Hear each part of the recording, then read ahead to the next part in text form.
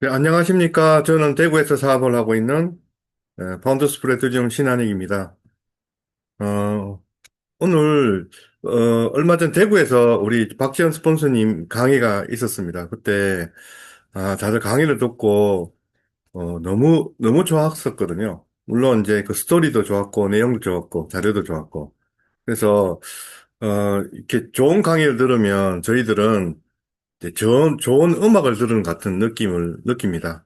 그래서 그날 굉장히 좋은 음악을 듣고 왔다, 콘서트를 봤다, 그런 느낌으로 저희들이 집에 왔었는데, 돌아왔었는데, 예, 오늘은 그 원작자를 모시고 같이 알아보는 시간을 가져보도록 하겠습니다. 조금만 기다리세요. 다들 지금 막 들어오고 계셔서 조금만 더 기다려 주십시오. 그 저는 어쨌든 전산 일을 하다 보니까, 지금 생각해 보면 수많은 기회들을 제가 놓쳤던 것 같아요. 왜냐하면 제가 계속 했었던 일들이 어떻게 보면 지금 보면 AI까지 이어지는 그런 일들을 했었는데도 불구하고 그냥 일만 했지 그 기회라는 부분을 제가 이해를 못했던 것 같아요. 그 이유가 뭐라고 생각이 들까 생각을 해봤더니만 저희들이 이제 투자가의 마인드가 없었던 거죠. 그 투자가 마인드가 없기 때문에 그냥 사물을 봤을 때 그걸 분석하거나 해석해서 그게 기회가 된다는 생각을 못 해왔던 것 같습니다. 제가 오늘 그냥 차전에서 투자가는 무엇이에요라고 하니까, 음, 이렇게 분석하고, 그다음에 시간을 투자해서, 연구하는 사람이라고 그러더라고요.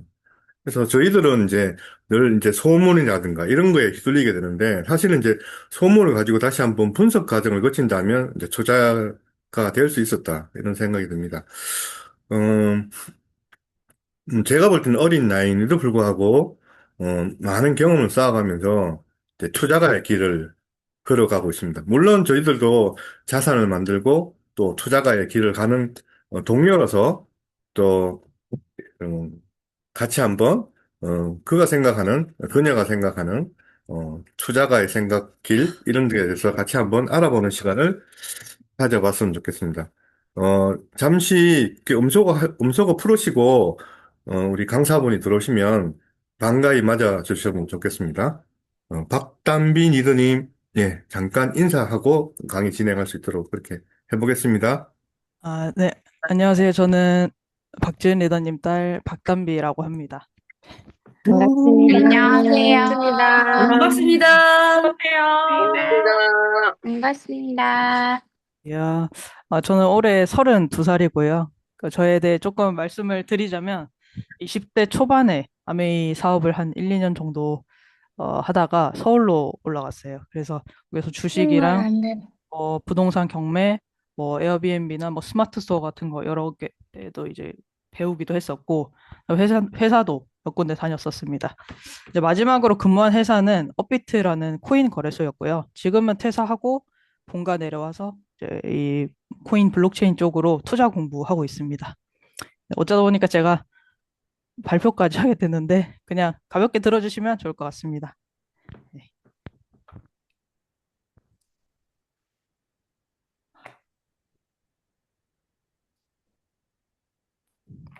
이제 화면을 공유를 할게요.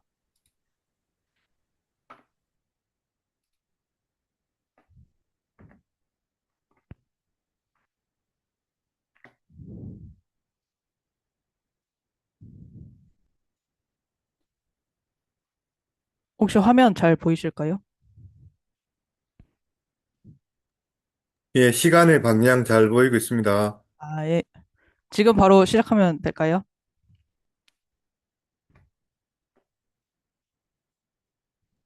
다들 눈을 반껏 뜨고 기다리고 계십니다. 예, 하시면 됩니다. 알겠습니다.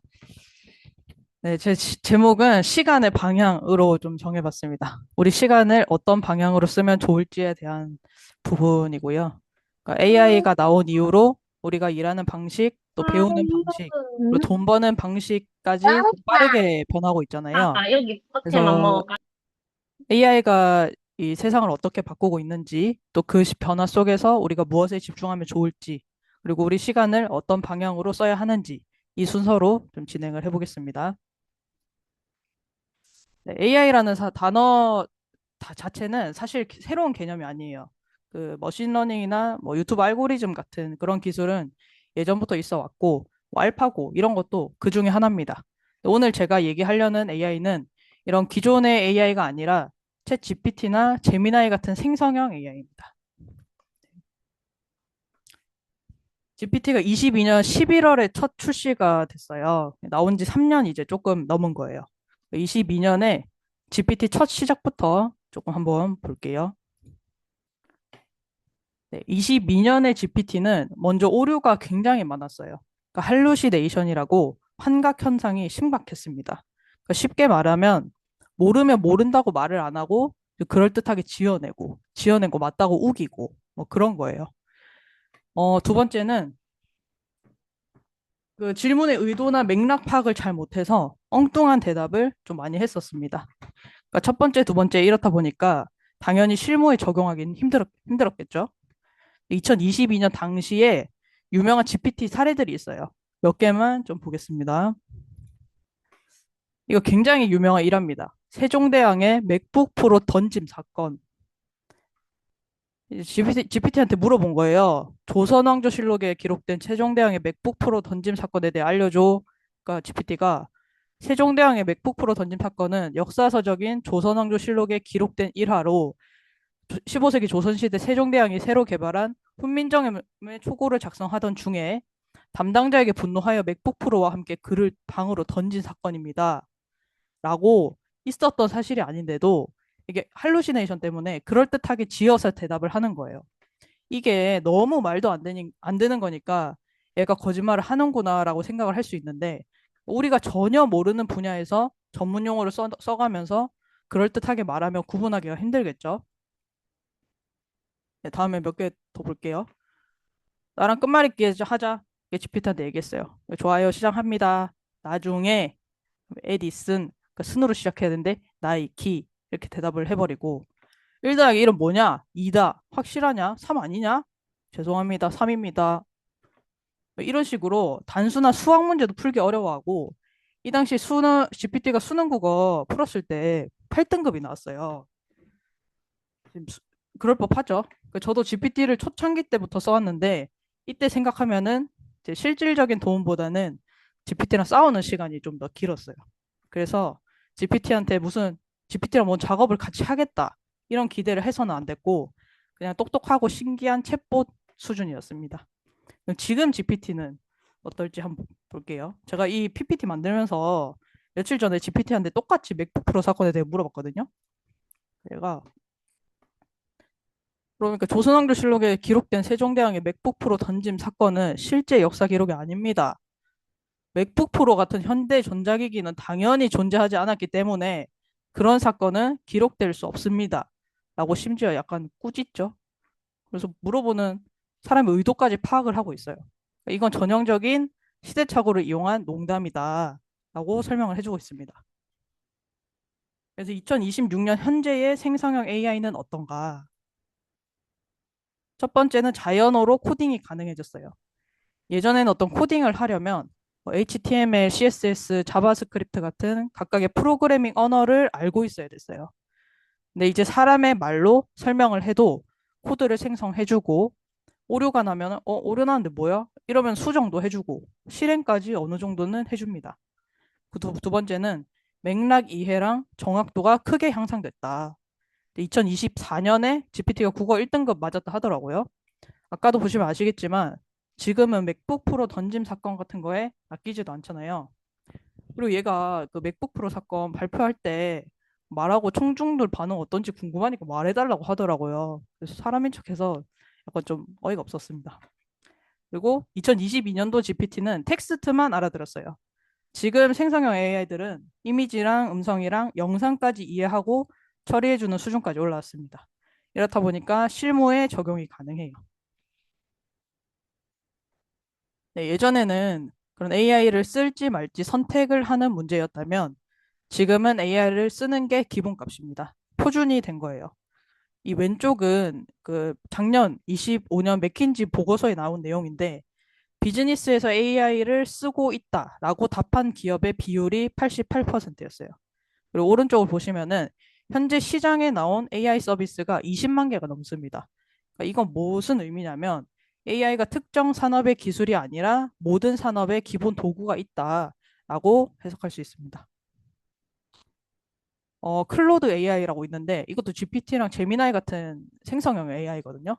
이 AI를 만든 엔트로픽이라는 회사에서 매년 해커톤 대회라는 걸 열어요. 이게 정해진 시간 안에서 실제 작동되는 서비스를 만드는 개발 대회입니다. 올 2월에도 이 대회가 있었거든요. 올 2월 해커톤 대회에서 총 5팀이 상을 받았는데 그중에 4팀이 비개발자 팀이었어요. 이분이 1등이고 이분이 3등, 이분이 뭐 창의상, 이분 뭐 어쩌고상 해가지고 일단 5개 중에 2등 빼고는 전부 비개발자 팀이었어요. 심지어 이 3등 하신 분은 대회 기간 동안 일을 하시면서 중간중간 짬내서 하고 비행시간 11시간인가? 그때 좀 집중해서 완성했다고 하더라고요. 그래서 이게 뭘 말하냐. 예전 같으면은 아이디어가 있어도 개발자가 없으면은 아무것도 만들 수가 없었죠. 내가 이걸 만들어야겠다라고 무엇을 만들지, what을 정해도 어떻게 만들지, how가 문제였어요. 근데 이 how를 AI가 대신 해주는 거예요. 물론 이 AI를 기본적으로 활용할 수 있어야겠죠. 어쨌든 중요한 건 이제는 개발 능력 자체가 창의성과 아이디어의 장애물이 되지 않는다는 뜻입니다. 저는 PPT를 잘 못 만들어요. 파워포인트 사용도 뭐 그렇게 잘 못하고. 근데 그래서 이거 만들 때 AI 도움을 좀 받았는데 AI가 구현을 어떻게 해주는지 한번 보겠습니다.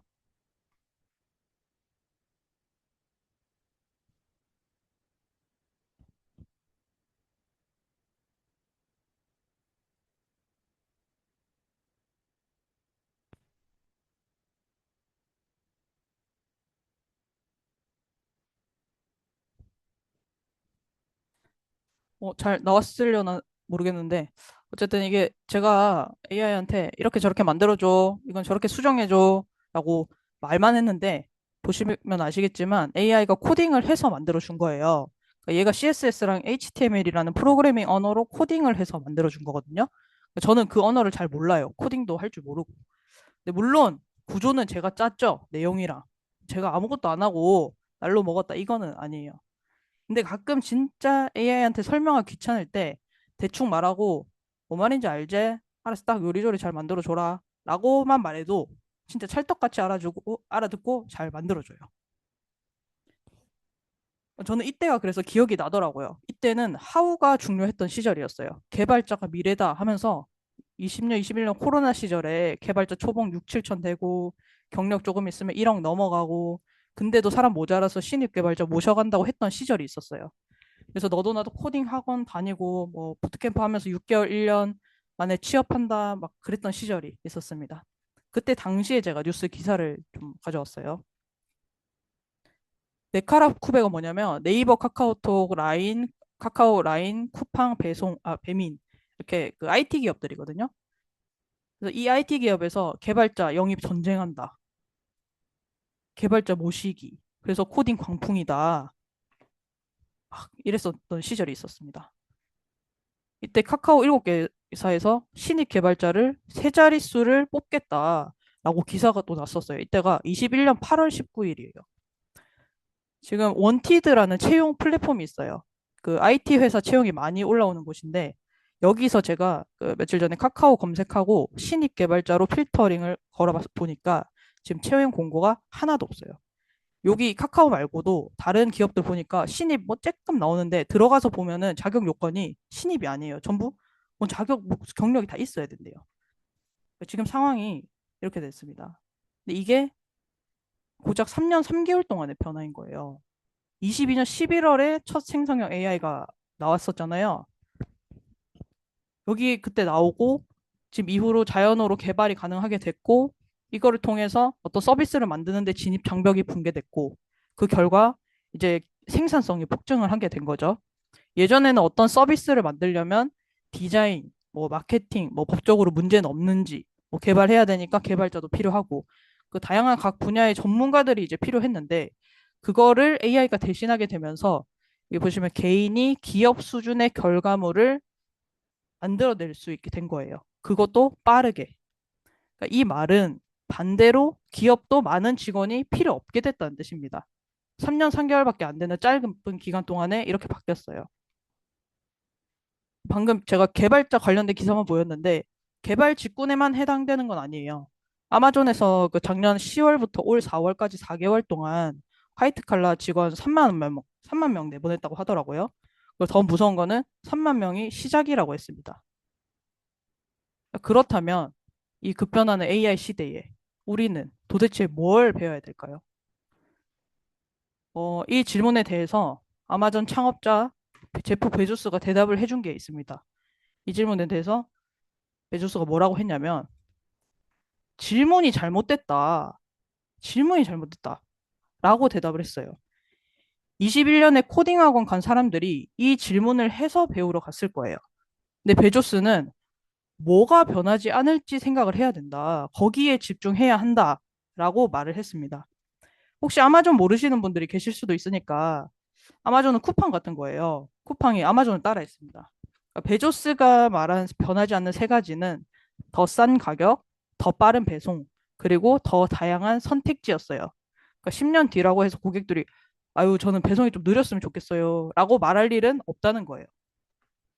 저도 쿠팡 자주 쓰는데 쿠팡 쓰는 이유는 딱 편하고 또 빠르고 싸고 그래서 쓰거든요.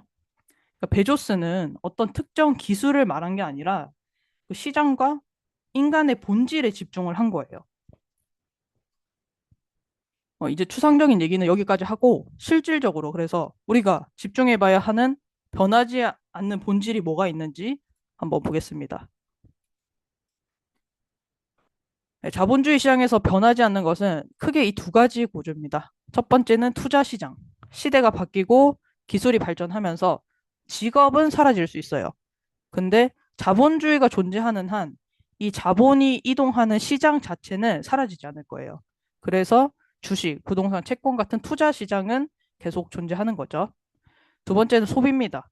오늘 아침에 양치 안 하신 분 없잖아요.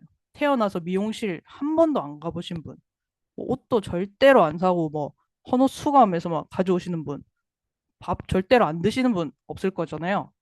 그러니까 시대가 변하든 말든 이 소비는 맨날 평생 반복됩니다.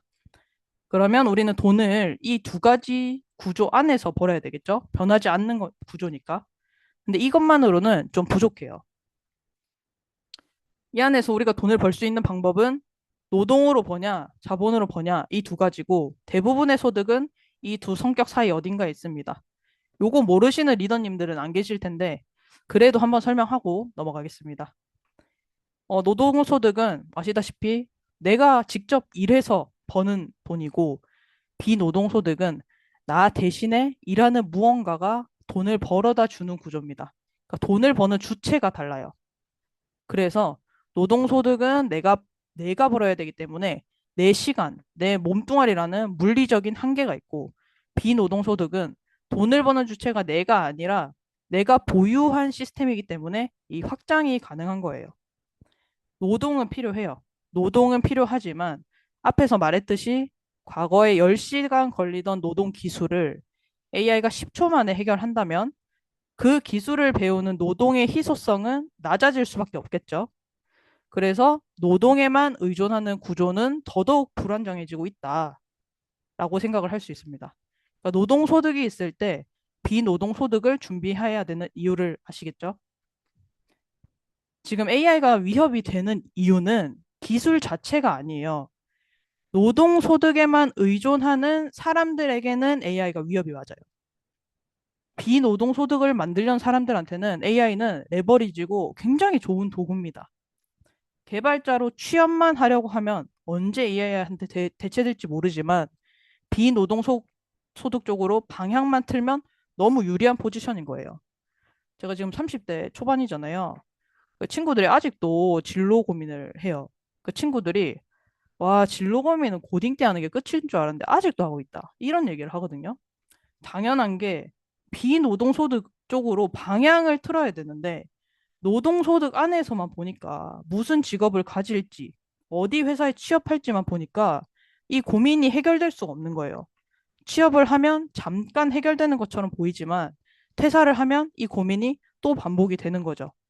그러니까 지금 리더님들은 소비 시장 안에서 비노동소득인 시스템을 만들고 계시는 거고, 저는 투자 시장 안에서 지금 돈을 벌고 있습니다. 그러니까 시장만 다를 뿐 이 구조는 같아요. 그래서 이제부터는 비노동소득에 대해 얘기를 좀 해보겠습니다. 비노동소득으로 얼마 정도 들어오면 그래도 살림살이 좀 나아졌다, 좀 도움된다 생각이 들까 생각을 해보면 저는 월급 외에 그래도 100만 원 정도는 추가로 들어오면은 도움이 되지 않을까 싶습니다. 그래서 매달 100만 원이 따박따박 들어오면 어디에 쓸 것 같은지 지금 좀 한번 생각을 해보셨으면 좋겠어요. 제가 회사 다닐 때, 회사 다니면 월급 명세서를 받잖아요. 모든 직장인이 다 그 생각을 할 텐데, 명세서 볼 때마다, 와, 세전 금액으로 들어오면 참 좋겠다.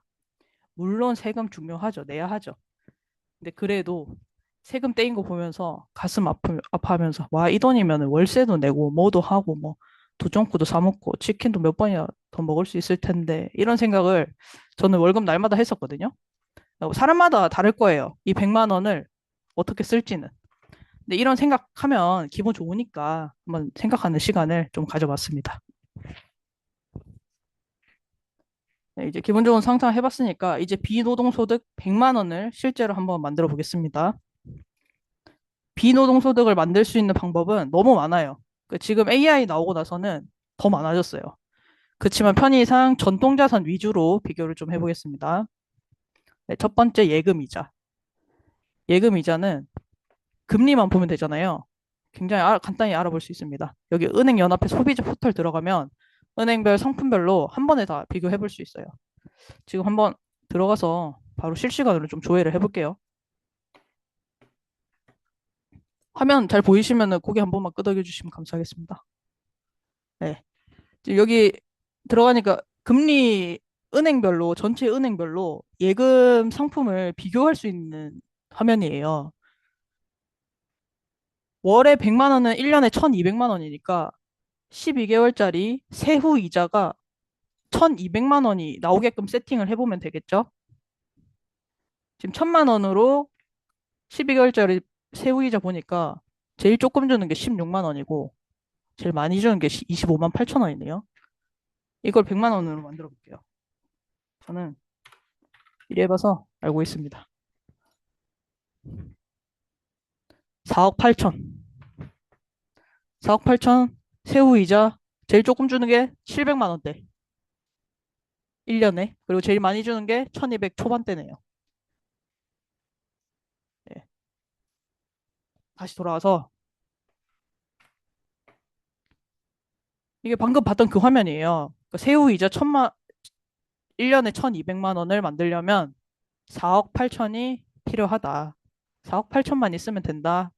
지금 4억 8천 있으신 분은 예금에 넣으면은 월에 100만 원씩 받으실 수 있습니다. 네, 다음 부동산 월세.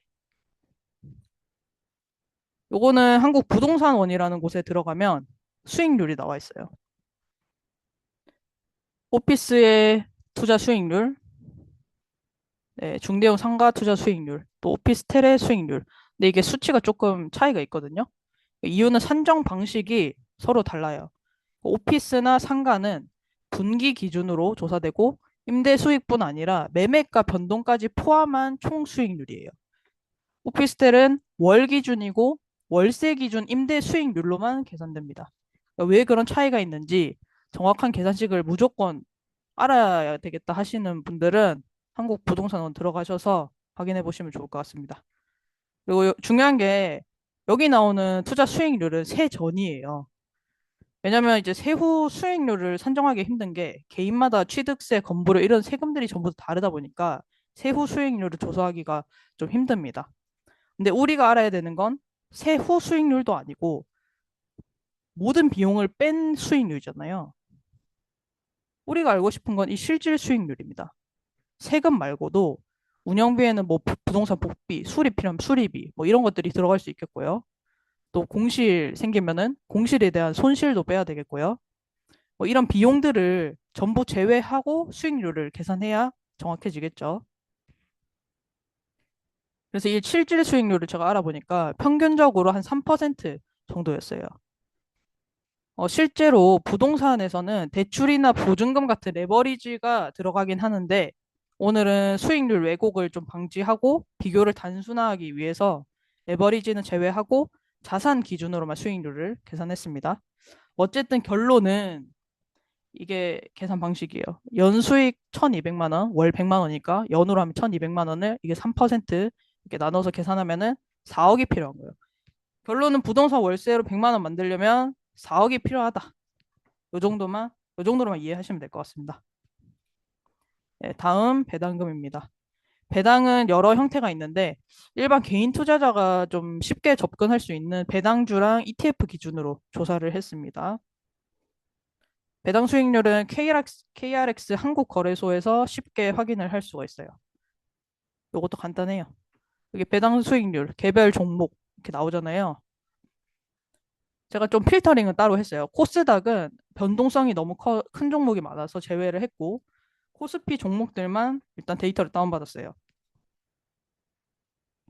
코스피 배당주 전체 종목을 또 그대로 한 건 아니고요. 주당 배당금이 0원인 것도 많고 또 10원처럼 굉장히 작은 종목들도 많아요. 그래서 그런 종목까지 다 포함해버리면 실제 투자랑은 좀 차이가 있을 수 있기 때문에 주당 배당금 300원 이상인 종목들만 필터링을 해서 이제 554종목이 나오더라고요. 그래서 얘네들 종목을 단순 평균을 냈고 이게 3.05%였습니다. ETF도 마찬가지로 1년 동안 배당 수익률 약 3.5%. 요거 둘 다 세전이에요.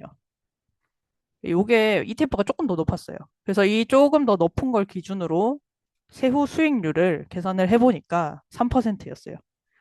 세금은 그냥 단순하게 배당소득세 15.4%만 차감을 했고요. 부동산이랑 똑같이 수익률 3%니까 필요자금 4억이었습니다. 다음 아메이. 아메이로 100만 원 만들려면 브론즈를 만들면 됩니다. 이거 15%인데 그냥 15%는 안 되고 꼭 이 모양이어야 된다 하더라고요. 이거는 뭐 리더님들이 더 잘 아실 거니까 넘어갈게요. 네, 아메이로 월 100만 원을 만들려면 이 두 가지가 동시에 필요합니다. 시간만 보내면 안 돼요. 시스템 안에서 학습하면서 시간을 보냈을 때 저 브론즈를 만들 수 있다. 자, 이제 비교를 좀 해볼게요. 제가 비교 항목은 필요 자산, 시장 난이도, 리스크, 확장성, 소요 시간 이렇게 5가지 정해봤고요. 자산부터 보겠습니다. 이거 앞에 나왔던 것처럼 4억 8천, 월세 배당은 4억 필요했고, 아메이는 브랜드 체인지 하는 거다 보니까 어떤 초기 투자 금액이 있는 건 아니라서 금전 투자에 대한 부담은 낮죠. 그다음 시작 난이도, 예금 이자는 뭐 시작하는 것도 없죠. 그냥 은행 어플 들어가서 예금 가입하고 돈 넣으면 끝입니다. 월세, 월세는 뭐 발품 팔아야 되고 뭐 권리 분석하고 대출도 받아야 되고 세입자 세팅하고 그러니까 상대적으로 좀 어려워요. 주식이랑 ETF 배당은 투자 공부를 좀 해야 됩니다. 뭐 투자 공부 안 하고 막 넣을 수도 있긴 하겠지만 자기 4억을 공부도 안 하고 그냥 넣는 거는 좀 쉽지 않죠. 그래서 난이도는 이렇고요. 아메이의 시장 난이도 브랜드 체인지를 하면 되고 그다음 잘 모르겠으면 시스템에서 지원을 좀 해주니까 시장 난이도는 사실 좀 쉽다고 볼 수 있습니다. 네, 그리고 리스크. 리스크는 원금에 대한 리스크예요. 예금이자 은행에 돈 넣어놨는데 이게 사라질 가능성은 은행이 망하는 뭐 그런 특수한 케이스를 빼고는 없죠.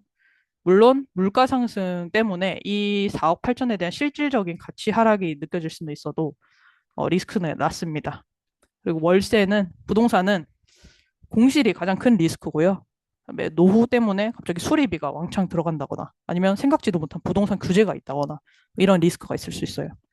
그리고 주식이랑 ETF 이거는 시장 변동성 때문에 이 좀 쉽지 않을 수 있는 게 뭐 트럼프 말 한마디에 천국과 지옥을 왔다 갔다 하잖아요. 그래서 요거는 좀 높다. 아메이. 아메이는 원금이 뭐 들어가는 투자금이 들어가는 게 아니라서 그런 리스크는 없지만 여기 우리가 1, 2년이라는 시간을 넣어야 되다 보니까 그 시간 투자에 대한 기회비용을 리스크라면 리스크로 볼 수 있겠습니다. 네, 그리고 여기 확장성. 확장성은 부동산이랑 주식을 팔아서 남긴 그 매매 차익을 말하는 건 아니고요. 애초에 우리 주제가 월 100만 원 만들기였으니까 월 100만 원 현금 흐름에 대한 월 나오는 현금 흐름에 대한 확장성을 말합니다. 예금 이자. 이번 달 이자 100만 원 나오던 게 다음 달에 200만 원 나올 순 없죠. 월세도 세입자한테 이번 달에 월세 100만 원 냈는데 다음 달에 300만 원 내세요. 할 수 없습니다. 그리고 주식이랑 ETF 배당 같은 경우에는 기업 실적에 따라 좀 좋아질 수 있어요. 그래서 요거는 좀 보통 아메이 확장성 굉장히 높습니다. 제가 편파적으로 매우 높음이라고 써놨어요.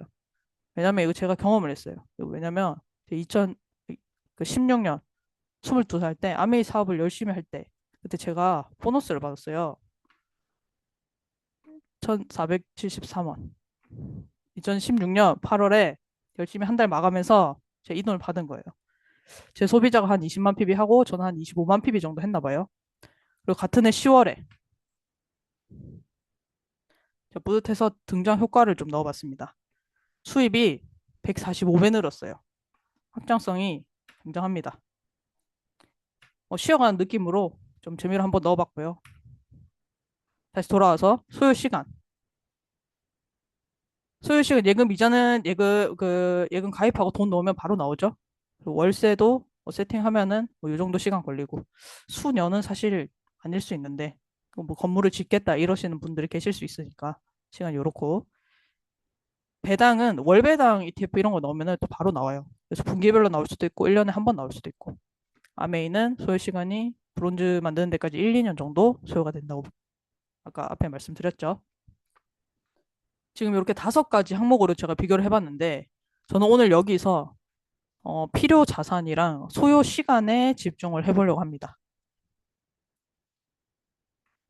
부동산이든 배당이든 결국 월 100만 원 만들려면 4억 정도 필요했잖아요. 그런데 사실은 이제 돈뿐만 아니라 시간도 우리의 자산이에요. 그래서 그 4억을 만드는데 걸리는 시간부터 계산을 해봐야 돼요. 4억을 소득으로 일단 저축을 해야겠죠. 그러면 월 200만 원씩 저축을 했을 때 16년 8개월이 걸려요. 이자 있지 않냐라고 생각할 수 있지만 물가 상승률이 있어요. 그래서 그걸 그냥 퉁쳐서 단순 계산을 했을 때 200만 원씩 16년 8개월을 모아야지만 4억이 모여지는 거고요. 네트워크를 구축할 경우에는 이 종잣돈을 모으는 시간을 단축할 수가 있어요. 바로 시스템 만드는 게 가능하니까 시간이 이런 차이가 생기는 거예요. 월세랑 배당 마찬가지로 저축 기간 동안은 유의미한 수익이 없습니다. 내가 부동산 세팅을 해야지 100만 원 나오는 거잖아요. 저축하는 기간은 안 나오는 거잖아요. 아메이도 네트워크를 구축하는 기간 동안은 유의미한 수익이 없습니다.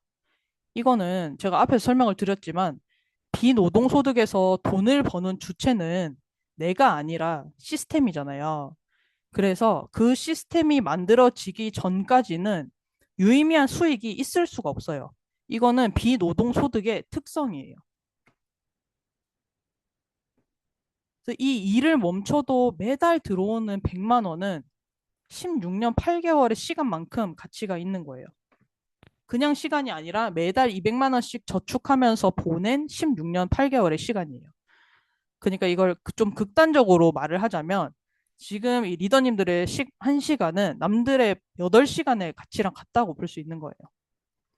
제가 서울에서 자취를 하다가 본가로 내려왔는데 내려온 이유가 이 개념이었어요. 제가 처음에 내려오겠다고 하니까 엄마가 약간 싫어하더라고요. 그래서 제가 이렇게 설명을 했어요. 서울에서는 숨만 쉬어도 월에 최소 100만 원이 나간다. 1년이면 1,200만 원이다. 그 말은 반대로 1,200만 원이라는 돈은 월에 100만 원씩 저축했을 때의 내 1년과 같은 가치다. 서울살이를 잠깐 정리하고 1년간 본가에 있으면서 1,200만 원을 아낀다면 나는 1년이라는 시간을 버는 거다.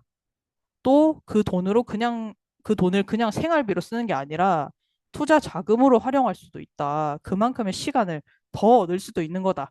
그러니까 내려오겠다라고 설명을 했어요. 이렇게 얘기를 하니까 그제서야 엄마가 오케이 하더라고요.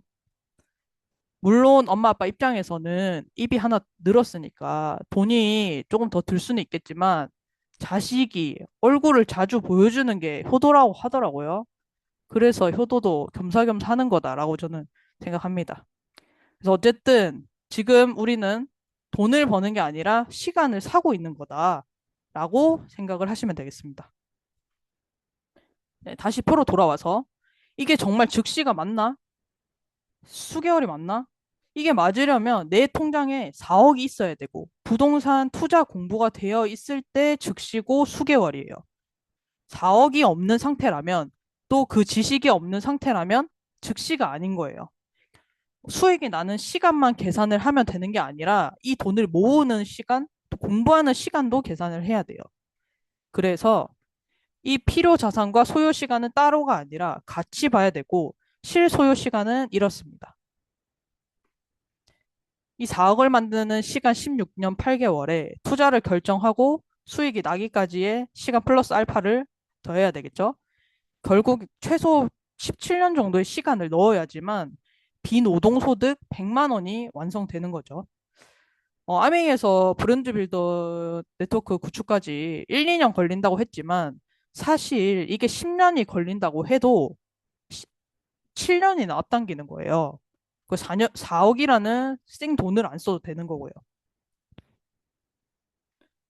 여기까지만 해도 저는 합리적이라고 생각을 하는데 그 외에 합리적인 이유들이 더 있습니다. 첫 번째는 진입 장벽이 낮습니다. 서울대 나와야만 가능하고 어떤 자격증이나 특별한 기술이 있어야만 가능하고 남자 키 180 이상, 여자 50kg 미만만 가능하면 할 수 있는 분들 많이 없겠죠? 근데 그런 조건 없고 또 배우면 되고 배우는데 돈이 안 들잖아요. 제가 처음에 말씀드렸었는데 서울에 있는 동안 주식, 부동산 이것저것 많이 배웠었다 했잖아요. 그건 배우는 것도 돈이고 배우고 하다가 부딪혀도 스폰서처럼 물어볼 수가 없어요. 후관리를 안 해줘요. 그러니까 그런 후관리까지 해주면 돈이 몇백이에요. 이유는 윈윈 구조가 아니기 때문에. 아메이는 윈윈 구조라서 시스템 지원이 되잖아요. 이거 저는 굉장한 거라고 좀 생각을 합니다. 자, 두 번째는 리스크도 낮다. 보통 사업이든 투자든 내 자본이 들어가야 되고 사업은 빚지고 좀 시작하기 마련인데 이건 자본을 투자하는 게 아니잖아요. 그래서 처음부터 돈이 안 돼도 아까 말한 것처럼 10년에 걸쳐서 천천히 한다고 해도 그렇게 초조하거나 정정긍긍하지 않을 수 있습니다. 여기 실패해도 재기 가능이라고 썼는데 만에 하나 아메이를 하다가 그만둔다고 해도 큰 자본을 투자한 게 아니기 때문에 실패라고 하기도 그렇고 재기라고 할 것도 없죠. 네, 세 번째는 검증된 제품. 이거는 리더님들이 더 잘 아실 거니까 제 아무리 합리적이고 리스크가 적다고 해도 제품이 쓰레기면 주변에 알릴 수가 없겠죠. 좋은 제품을 내가 써보고 좋으면 알리는 아주 상식적인 일입니다. 정리를 해서 배우면 되고 잃을 거 없고 제품 또한 확실하기 때문에 합리적이다라고 판단할 수 있겠습니다. 네, 아메이가 결국 일반 마트에서 쓰던 거 브랜드 체인지 하는 거잖아요. 이 브랜드 체인지 하는 거. 여기서 아메이 사업자분들, 특히 오래 하신 분들은 알 수 없는 굉장한 비밀이 하나 있습니다. 제가 본가에 있다가 서울로 상경해서 자취를 하게 됐잖아요. 근데 그때 취준생이라 돈이 없으니까 제품이 비싸더라고요. 그러니까 쿠팡, 마트 이런 데서 생필품을 봤는데 저는 몰랐어요. 뭔 브랜드가 이래 많고 생필품 종류가 이래 많은지 제프 베조스는 틀렸어요. 더 많은 선택권은 저를 머리 아프게 했습니다. 그 종류가 너무 많은데 우리 또 공부한 사람이니까 아무거나 쓸 수가 없죠. 성분도 봐야 되고 또 환경도 파괴하면 안 되고 그렇잖아요. 그래서 그때는 또 내 친구 GPT가 없는 시절이었어요. 그러니까 그거를 성분 하나하나 검색해서 보고 비교하고 후기도 다 읽어보고 그렇게 고생하면서 어찌어찌 몇 개 골랐어요. 그럼 이제 사야 되겠죠? 근데 여기서 2차 난관에 부딪힙니다. 똑같은 제품이 지마켓, 네이버, 공홈, 쿠팡, 플랫폼마다 다 가격이 다르고 또 플랫폼 가격만 보고 사면 안 돼요. 쿠팡이 10,000원이고 공홈이 11,000원이면 쿠팡에서 사야 할 거. 같은데 이거는 하수입니다. 왜냐면 쿠폰이 있어요. 공홈에서 11,000원이라고 나왔는데 2,000원 쿠폰을 주면은 9,000원이니까 쿠팡보다 더 싼 거예요. 그러니까 이렇게 고생해서 겨우겨우 샀는데 제가 또 아메이 키즈 출신이니까 아메이 제품만 한평생 써왔으니까 아무래도 만족이 안 되더라고요. 그러면은 이 성분 분석부터 방금 말했던 그 과정들을 다시 처음부터 해가지고 그 다음에 쓸 거를 골라야 됩니다. 그러니까 이 시간과 에너지를 모으면 무시할 수가 없어요. 그래서 스티브 잡스도 똑같은 옷만 입은 게 아닌가 싶습니다. 이 브랜드 체인지를 한다는 이거, 그래서 굉장한 거예요, 이거. 제가 처음에 아메이 리스크를 그 시간 투자 기회비용이라고 했었잖아요. 이게 여기서 어느 정도는 회수가 돼요. 자, 이제 아메이의 리스크에 대해서 조금 파헤쳐 봤습니다. 아메이의 리스크, 시간 투자 기회비용. 사실 이것만 있는 건 아니에요. 우리는 기계가 아니잖아요. 우리는 기계가 아니고 감정이 있고, 감정도 하나의 자본입니다. 그래서 힘들어요. 거절당하는 거, 그 사람들 편견에 맞서야 되는 거, 심지어 말하고 나서도 아니고, 말하기 전에 그렇게 떨리잖아요. 그럼에도 불구하고 말해야 되고, 그리고 이 과정을 몇 번이고 반복해야 되고, 근데 이렇게 스트레스 받아가면서 어찌어찌 했는데, 노동소득처럼 결과가 바로 안 보이니까, 이게 맞나, 불안하고, 이런 것들도 리스크라고 저는 생각을 합니다. 저는 지금 그 투자 공부를 하고 있어요. 아미 사업자가 아니에요. 20대 초반에 1, 2년 했었을 때 그때 겪었던 스트레스랑 그때 했던 경험들이 이후에 저한테 실질적으로 도움이 굉장히 됐습니다. 그러니까 제가 뭘 말씀드리고 싶냐면 그 스트레스들이 아메이를 그만두는 순간 없어지고 사라지는 게 아니라는 거예요. 다른 분야에서도 적용이 가능하다라는 뜻입니다. 그러니까 특정 기술을 뭐 배운다고 가정해 볼게요. 예를 들어 제가 커피를 배우다가 저랑 안 맞아서 그만두고 다른 업종으로 갈아탔다고 가정을 하면은 커피에 대한 지식과 기술은 그 분야에서는 적용할 수 없습니다. 거기서는 0에서 다시 시작을 해야 돼요. 그래서 저는 스트레스 종류 이렇게 두 개로 나눠봤어요. 그러니까 제가 20대 초반에 아메이를 하는 동안 스트레스를 받으면서 얻은 도전했던 경험들, 사람을 이해하는 것, 커뮤니케이션 능력, 불확실함을 견디는 그런 능력, 책 읽는 습관, 또 실패 후에 다시 시도하는 회복 탄력성, 그리고 또 AI가 할아버지가 와도 절대로 대신할 수 없는 실행력까지. 그러니까 이런 거는 특정 기술처럼 시대 흐름에 따라 사라지는 게 아니고 AI한테 대체될 수 있는 게 아니라고 저는 생각을 합니다. 또 제 개인적으로 아메이를 통해 얻은 가장 큰 수확은 저 자신에 대해 잘 알게 된 거예요. 아, 내가 어떤 사람이구나. 이럴 때 이런 감정이 드는구나. 아, 이런 감정은 이렇게 컨트롤하면 되는구나.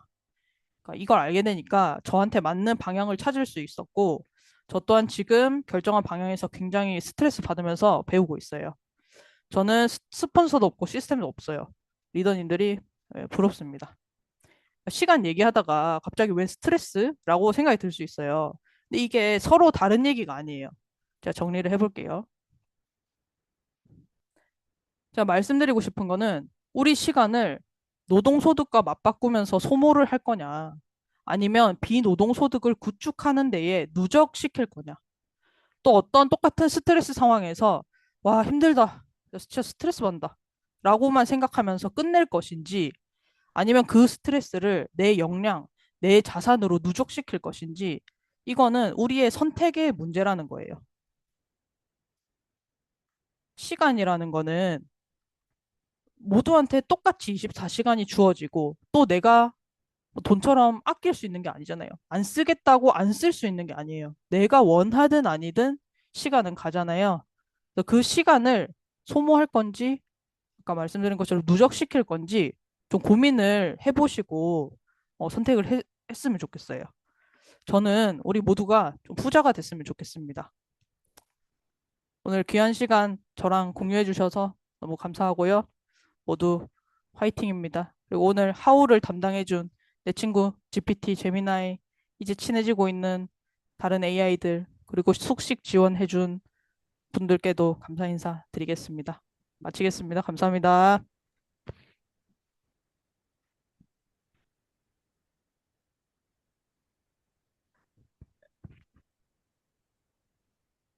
예, 담비님 그 PPT 파일 좀 내려주시면 전체 네, 화면 예,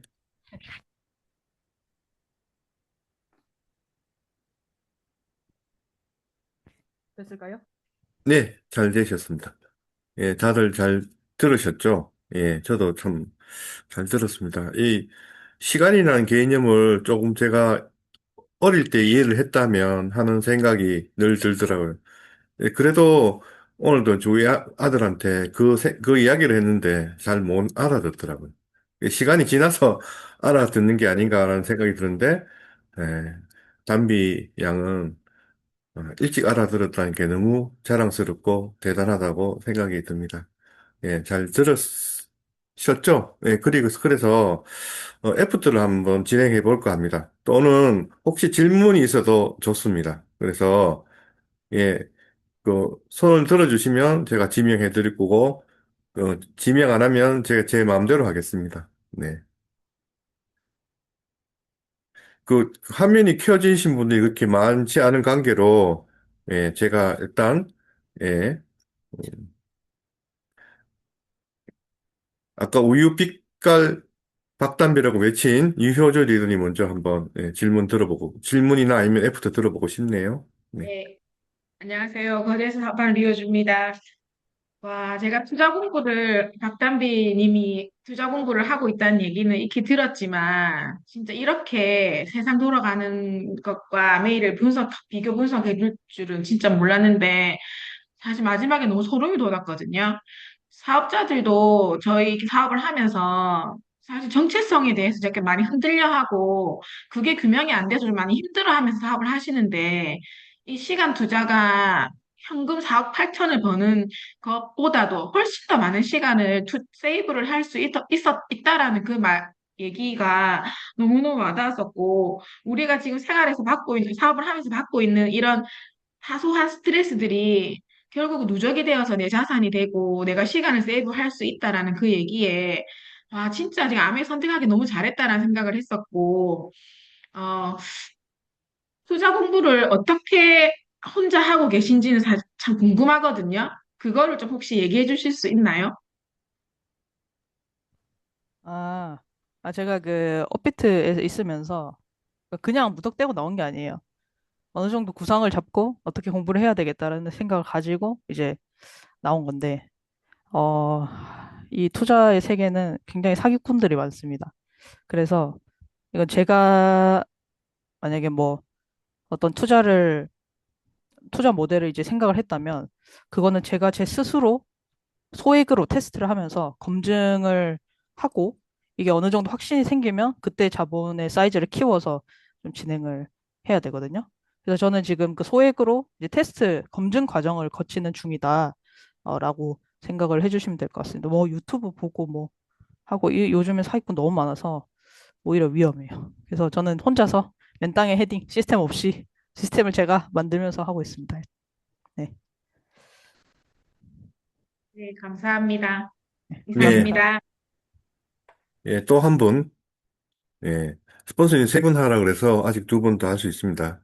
예, 하현주 리더님 혹시 예, 애프터 부탁드려도 될까요? 예.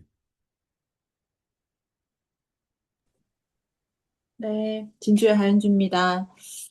어, 30대 나이가 제가 서른에 어떤 생각을 했을까 그런 생각을 하면서 어떻게 30대에 저런 생각을 할 수 있을까 감탄을 하면서 들었거든요. OM에서 듣던 그런 이야기일 수도 있는데 그 다른 언어로 이렇게 풀어주시고 또 좀 더 많이 와닿게 저는 정말 경제 이런 쪽으로는 좀 많이 약하거든요. 근데 우리가 월 100만 원을 벌기 위해서 예금 이자가 어떻고 이런 얘기를 들어도 실질적으로 그걸 다 이해를 못 했었는데 오늘 그런 부분이 너무 많이 와닿았었고 오늘 그 저희 아들, 딸을 다 지금 화면을 켜지 못했지만 지금 열심히 듣고 있거든요. 그래서 어떤 생각을 했는지 같이 궁금하고 그래서 그 시간을 저도 누적시켜 나가고 있구나. 항상 그 속도감에 대한 압박감 이런 것들이 있었는데 절대 그런 생각을 이제부터는 생각을 좀 바꿔야 되겠다라는 생각을 많이 했고요. 이 속에서 계속 누적시켜 나가도록 하겠습니다. 감사합니다. 예, 감사합니다.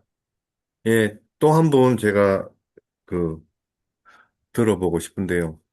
이상철 리더님, 예, 혹시 F도 가능하신지. 예. 예. 어, 들어보니까, 저도 이게 이제 앞으로 살아남는다는 거에 대해서 되게 우리나라가 살아남을 수 있었던 거는 딱 한 가지 기술이었거든요. 그 어쩌보면 저도 이제 회사를 나가면서 그 기술 부분을 어디에 누적시킬 수 있을까 해가지고 좋아하면서 즐길 수 있는 부분이 뭐 물론 투자하고 연관을 시켰으면 좋겠지만 그리고 저는 또 이쪽 분야 커피하고 그리고 뭐 제빵 이런 쪽으로 했는데 참 살아남기가 쉽지 않다는 것을 그렇게 하고 그리고 이게 돌리려고 하면 아까 얘기한 것처럼 그 기본 카페를 창업을 하려 해도 지금 같은 경우에는 전부 투자가들이 그 보면은 돈을 매각해가지고 파는 그쪽으로 지금 뻥튀기 하는 장사에 지금 막 집중돼 있어요. 메가커피, 컴포즈 커피 이런 지금 하나의 원 기업으로 지금 다 집중이 돼 있거든요. 그러다가 이제 이게 이제 반도체 전쟁처럼 해가지고 밥그릇 싸움이 이제 거의 뭐 이제 뭐 서로 팔고 이윤을 내서 이제 소득을 이제 배당을 해줘야 되기 때문에 최대한 기업들을 지금 최대한 기업 수를 키워놓고 그다음에 매각해버려요. 그럼 그렇게 되면 이제 살아남는 거는 그 투자금을 이제 해소하는 그런 사람들밖에 안 남는데 그러면 그쪽에서 이제 손해 보는 사람은 그 가게에서 컴포즈나 단가 커피, 저가 커피를 하고 장사의 사장님들이 참 엄청 불쌍한 사람들이에요. 그러니까 그게 저 그 1억 5천이나 2억이라는 그 돈을 투자해가지고 이 사람들이 도대체 해소할 수 있을까? 못했어요. 해소 못합니다. 그거 솔직한 말로.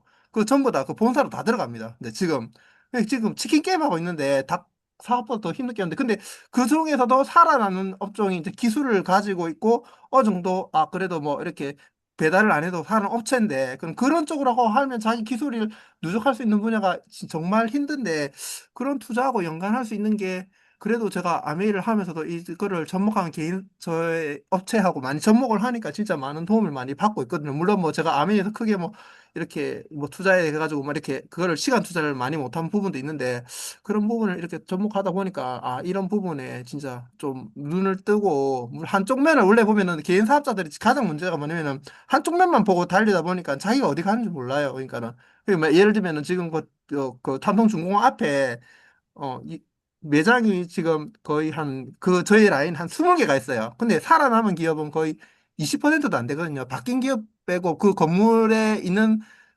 건물주에서 장사하는 사람들 아니고 그런 사람 빼고는 그 라인 한 20개 중에서 건물주가 아닌 기업이니까 한 두 개 저희 그 업체까지 포함해가지고 한 두세 개밖에 안 남았어요. 그러니까 그런 부분에 대해 가지고 왜 그 살아남는 분들이 살아남을까 보니까 되게 힘들 때 공격적인 마케팅을 하면서 되게 많이 배우려고 많이 한 것 같아요. 그러니까 저도 또한 뭐 그런 부분에 대해 가지고 조금 소비자를 찾아다니거나 그 암에서 이런 여러 툴 방법을 적용하다 보니까 살아남는데 결국은 자기만의 그러니까 생성형 AI를 어떻게 잘 활용할 수 있냐 부분 이런 부분이 되게 중요한데 그런 부분에서 50대 분한테 이거를 이렇게 적용할 수 하게 해갖고 이렇게 해보십시오 이러면 되게 어려워하거든요. 그냥 그런 부분에 대해 가지고 정말 아메이가 좀 열린 방향으로 이렇게 많이 열어줘서 그래도 그나마 제가 조금 유지할 수 있지 않았나 그렇게 많이 생각하고 그리고 박단미 리더님이 이렇게 빨리 열어줄 수 있다는 거는 부모님의 영향인 것 같아요. 그러니까 그런 부분에 보면 맨 마지막에 저는 감동 깊었던 게 숙식점 박수일, 숙식점 뭐 박지은 스폰서님. 그만큼 부모님이 바탕이 없다 하면 얘가 그런 생각을 못 해요. 왜냐면 그런 부모들이 생각을 열어줄 수 있고 그렇게 했기 때문에 얘가 그 박단비 리더님이 그나마 이렇게 다른 사람과 다른 사고 역량을 가질 수 있잖아요. 그러니까 저 또한 또 우리 아들은 물론 지금 이렇게 150세, 200세 살을 이제 살 거라 하면 컨설팅을 어디로 이끌어가냐면 건강 영양 부분에 집중시켜 보니까 얘를 그러니까는 뭐 처음에 굿모닝 이런 쪽 해다 보니까 스스로 얘가 이제 건강을 만들어가고 있잖아요. 그러면 얘가 나중에 후에 어떻게 자기가 뭔가 할 수 있을 때 체력이 지쳐가 일을 못하겠다 이러지는 않을 것 같은 이런 느낌 해가지고 여하튼 뭐 그런 부분에 이렇게 누군가가 멘토가 될 수 있다는 게 너무 좋은 사업인 것 같습니다. 이상입니다. 예, 감사합니다. 제가 평생 이렇게 프로그램 개발, 코딩을 했던 사람인데요. 사실 이제 몇 년 전에 그 프로그래머를 구하기가 상당히 어려웠거든요. 왜냐하면 이 거품이 엄청 컸습니다. 신규 개발자가 막 1억씩 넘어가니까 실제 이제 사람을 구하기가 상당히 어려운데 지금 이제 환경이 많이 바뀌었다고 하더라고요. 저도 첫 프로그램 개발한 게 뭐냐면 창고 자동화 프로그램을 처음 개발했었습니다. 그때 창고가 자동화되면 거기에 일하던 창고에서 일하던 100명의 직원들이 회사가서 잘리는 역할을 했던 거죠. 근데 그 프로그램 개발하면서 그분들은 열심히 도와줬거든요. 근데 시간이 지나서 이제는 그 프로그래머들이 이제 사라지는 세상이 된 거죠. 그래서 제가 다시 병원에 가서 또 직장에 가서 이야기를 꼭 해줘야겠다 했던 생각을 다시 한번 했던 것 같습니다. 예, 너무너무 감사한 강의 해주신 우리 박담비 리더님, 예, 너무 감사하고요. 예, 다음 순서로 넘어가겠습니다. 감사합니다. 예, 그, 예, 오늘 탱커와 미팅이니까 최보람 리더님의 공지사항, 예, 한번 들어보고 저는 그 마지막 애프터는 박지현 스폰서님 말씀도 한번 들어보고 싶습니다. 예. 네, 거제에서 사업하는 최보람입니다. 빠르게 공지사항 공유하고 마치도록 하겠습니다. 네, 우리 3월 둘째 주가 벌써 시작이 되었습니다. 지금 진행되고 있는, 잠깐,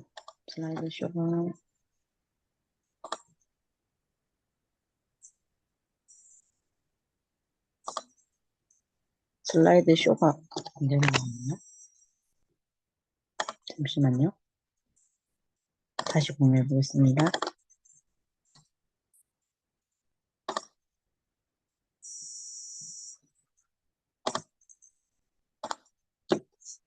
네, 지금 진행되고 있는 프로모션, 우리 3월 신규 LBO 프로모션도 계속 진행되고 있으니까 이달에 신규 가입자분들 많이 안내해 주시면 좋을 것 같고요. 우리 3월 10일 화요일 날 우리 많이 기대하고 있는 브라이트닝 비타민 C 겔 마스크가 출시가 됩니다. 우리 비타민 C 히알루론산과 함께 쓰게 되면 훨씬 더 시너지가 있는 이 겔 마스크가 우리가 마스크팩처럼 붙이지만 서서히 시간 지나면서 이게 비타민 C의 겔이 녹으면서 이렇게 피부에 밀착되는 그런 흡수되는 그런 마스크가 출시가 되는데 저도 너무 기대가 되고요. 그래서 출시 기념 또 프로모션이 함께 진행이 될 예정입니다. 그래서 이렇게 많은 또 사은품을 받을 수 있는 프로모션을 함께 또 진행 예정입니다. 그리고 3월 11일 수요일 날에는 뽑아 쓰는 키친타월이 또 새롭게 출시가 됩니다. 그래서 이것도 참고하시기 바라고요. 그리고 이제 우리 3월 12일 목요일 날 글리스터 또 우리 에센셜 프로모션에서 치약과 칫솔 그리고 이렇게 우리 마우스워시 이렇게 여러 가지 같이 함께 구입하시게 되면 또 우리 추가 증정품이 주어지는 프로모션이 진행될 예정입니다. 그리고 우리 프로폴리스 필름 2개를 구매 시 또 리프레시 비타민 캡슐을 또 증정품을 주는 2가지의 프로모션이 진행될 예정입니다. 그리고 우리 스켈프 뉴트리션 리바이탈라이징 오일을 좀 사용하셨던 분들은 이게 곧 재고가 소진이 되면 판매가 종료될 예정이니까 이런 것도 그 애용자분들한테는 조금 전달해 주시면 좋을 것 같습니다. 그리고 우리 시스템으로 화요일 날 OM이 오전 10시 저녁 9시에 유튜브로 진행이 되고요. 제품 교육은 이번 주 금요일 날 한순영 리더님의 아토피 강의가 저녁 9시에 진행될 예정입니다. 그리고 우리 이글드림 스페셜데이가 3월 12일 서울과 부산에서 진행될 예정이고요. DBC는 이제 다가오는 1주차 진행이 될 예정입니다. 그리고 다음 주 우리 탱커와 미팅은 요런 순서대로 진행을 할 거니까 우리 해당되시는 리더님들은 준비를 잘 해주시면 좋을 것 같습니다. 이상입니다. 예, 감사합니다. 그 따님이 나와서 강의를 하니까 우리 스폰서님이 엄청 긴장을 하시더라고요.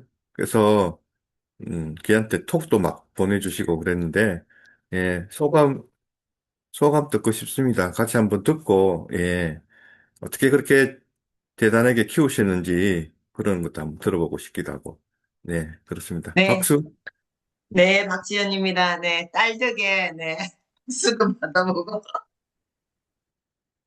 네, 오늘 박담비 엄마가 되어 있네요. 네, 어, 그 처음에 제가 이제 뭐 어쨌든 제 네트워크에서 많은 분들의 얘기를 듣다가 이 월백에 대한 위력을 이제 알게 되고 또 그 딸의 그 이런 뭐 자료를 만드는 거라든지 또 그 아이가 생각하는 투자가 입장에서 이 100만 원에 대한 것에 좀 어떻게 자료를 좀 만들었으면 좋겠다.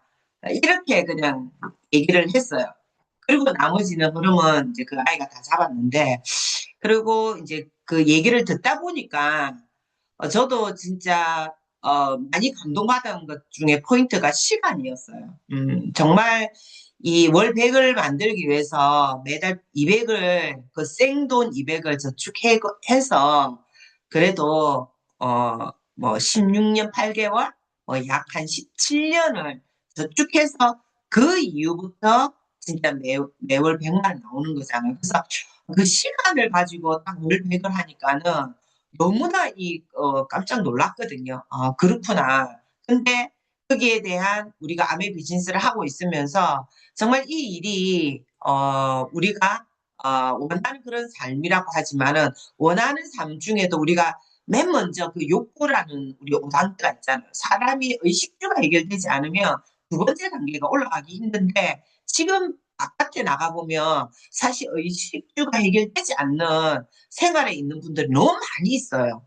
그래서 내가 아메이 비즈니스를 사업 설명을 할 때 이게 저 시대는 노후 준비를 위해서 일을 한번 해보자. 이 얘기를 좀 많이 했는데 지금은 노후 준비보다는 이 1단계의 의식주부터가 항상 소득이 부족하니까 이 아메이가 잘 안 들리는 것 같다. 이 일이 어떤 일인지를 잘 사람들이 이해를 못하는 것 같다. 그래서 참 고민을 많이 했었어요. 어떻게 해야 이분들이 이 일이 한번 알아볼 수 있는 그렇게 될 수 있을까 고민을 했는데 지금 우리 그 담비가 만드는 그 어떤 자료를 보니까 이게 너무 와닿았거든요. 그래서 그런 거가 참 이번에 내가 많이 좀 와닿는 얘기 중에 하나고 그다음에 두 번째는 우리 그 담비가 아까 얘기했지만 고등학교 수능을 치고 난 다음에 그건 이제 뭐 치면 한 1년 6개월에서 2년 정도가 아메이 시스템을 다 따라다녔어요. 하물며 뭐 이번에 큰 행사 본사에서는 우리 뭐죠? 그 크리스마스 랠리부터 시작해가지고 여기 아메이에서 하는 모든 행사 적은 일이든 큰 어떤 행사든 1년 다 다녀봤거든요.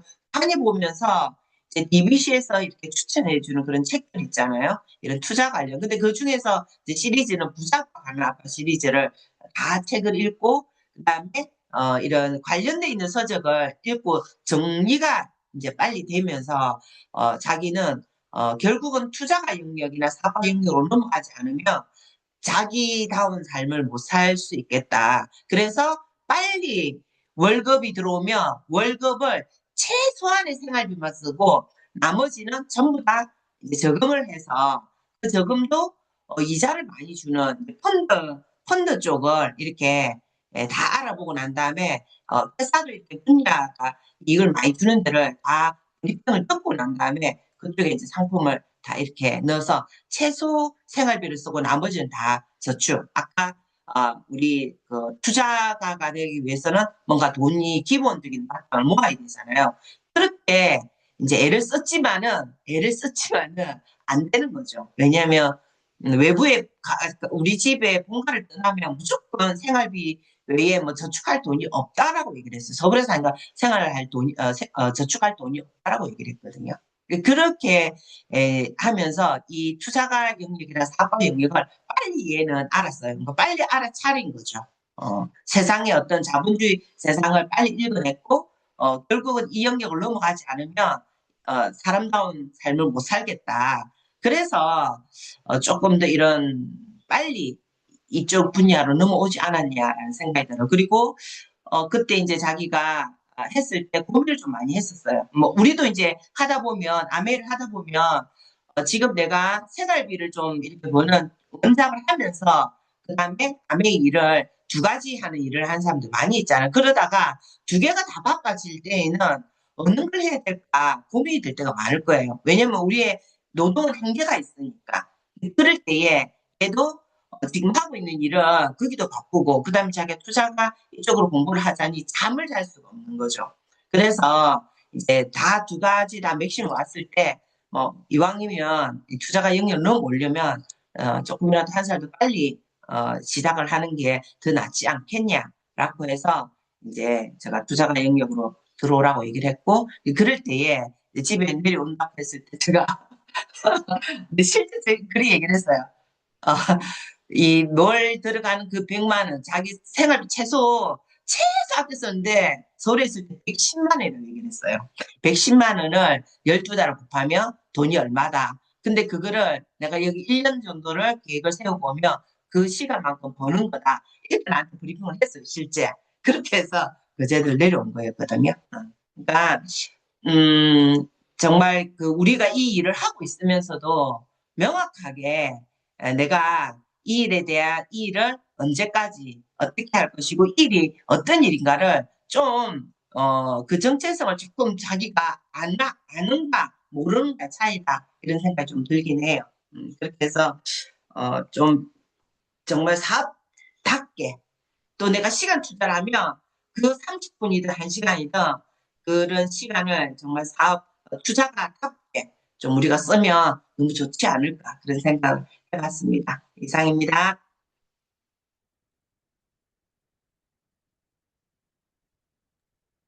아, 예, 감사합니다. 예, 어떤 분이 하더라고요. 자본주의 세상에 사니까 그게 노동자한테 도움이 될 거라고 생각하는데 사실은 자본주의는 자본가를 위한 세상이거든요. 그래서 우린 다 자본가가 되기 위한 노력을 하고 있는 거라고 생각이 듭니다. 오늘 전체적으로 강의 너무 좋았고요. 네, 다들 수고하셨습니다. 사진 찍고 마치도록 하겠습니다.